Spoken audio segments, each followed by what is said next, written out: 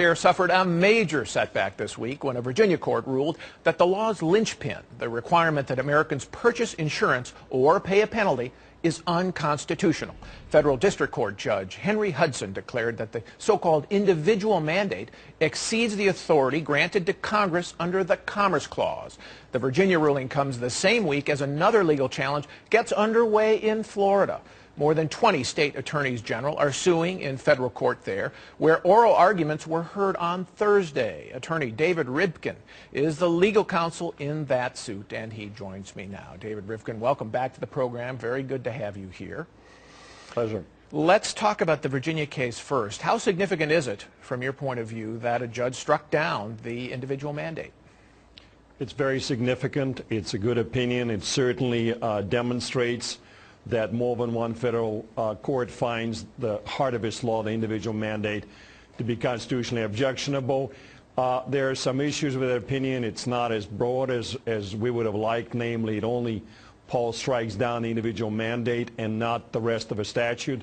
And it does not provide for injunctive relief. It basically provides for a declaratory judgment that the act is unconstitutional. But it's a good start. All right. So do you think that this guarantees now that the case will eventually end up at the Supreme Court? Absolutely. I believe that our case would end up before the Supreme Court, and so would Virginia's case. The question is when and in what context.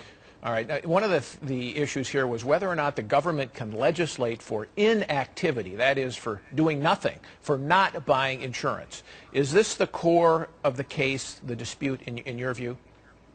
It is, and it's very important to underscore, Paul, this is beyond the health care. The fundamental question is this: can the federal government exercise general police power, namely take individuals who are not engaged in commerce, who are not engaged in any economic activities, and compel them to do so? This is quintessentially a police power. That's what states can do. Under the Constitution, can do that. Under the Constitution, the states have that. Transformed our constitutional architecture. We have given the federal government the powers that only states can have. And in the process, we harmed individual liberty. Because remember, the reason state sovereignty matters, it's not just for the sake of the states. The framers wanted to diffuse power, both vertically between the federal government and the states, as well as horizontally among different branches of federal government, to prevent the concentration of power in any one set of hands. So that's really the heart of our constitutional architecture. Oh, okay, but the government argues that, look, you have, everybody gets sick eventually. Everybody needs medical care eventually. And since the federal government pays for an awful lot of that care, particularly through Medicare and other public programs, that in essence, not buying insurance really is a form of economic activity. You're still putting the burden on others. You're just not agreeing to pay in yourself. What's your response to that argument?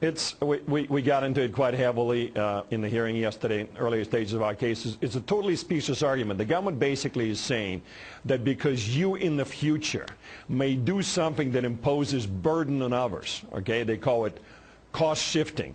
Because of that, the government can require you to buy insurance to do that.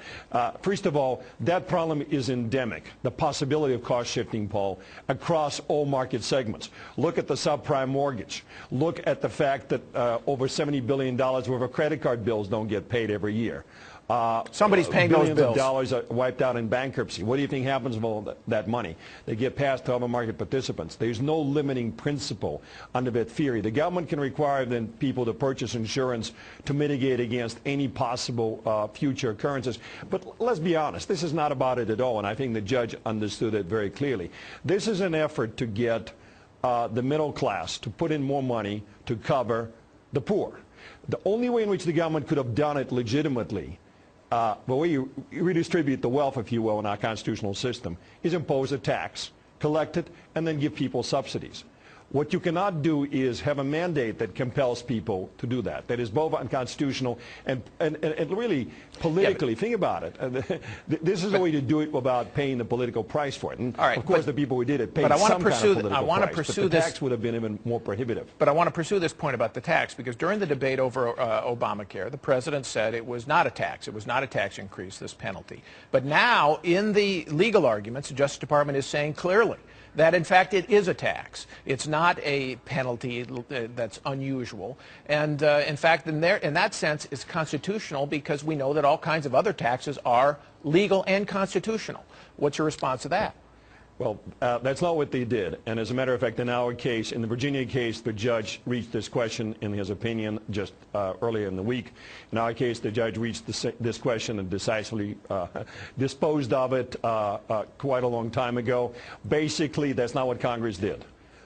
We also made arguments that this is an unconstitutional way of imposing a tax, but forget that. The fundamental point is this. As you just said, the president and all the people who enacted this statute have said decisively, this is not a tax.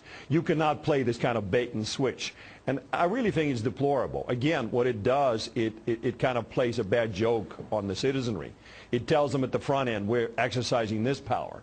And then when you get into court, you make those legal arguments. As a matter of fact, what the Justice Department has done in this case continuously, Paul, is they've rewritten the statute. And that's the point we made a couple of times yesterday. Instead of defending the statute as Congress wrote it, they keep rewriting the statute to try to make it more palatable in terms of legal defensibility. All right, quickly, you have 20 states now on your lawsuit. How many do you expect to get in the end after the new governors and attorneys general take office in January? At least 5 or 6, so I believe it would have more than 25 states, which is very important from symbolic perspective. Right. I can't remember a case where so many states have directly challenged the federal government on a single law. David Rivkin will be following this very closely. Thanks so much for being here.